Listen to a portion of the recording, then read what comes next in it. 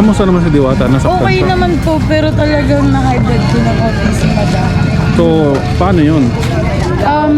Dito muna daw kami. Kasama yan sa hamon ng buhay. Huwag tayong sumuko. Basta alam natin gumawa lang tayo ng tama. Kahit anong clearing pa yan, nandyan lang yan. Nandito lang din ako. Tuloy ang laban. Buhay pa rin po ang Diwata Pares Overload. Kung gusto nyo pumunta, dito pa rin ako sa lugar na to. Pero ngayon, dito lang sa Iliran sa lugar na to kung saan ako na-vlog, dito pa rin ako, magtanong lang kayo. Dito nyo lang ako makikita.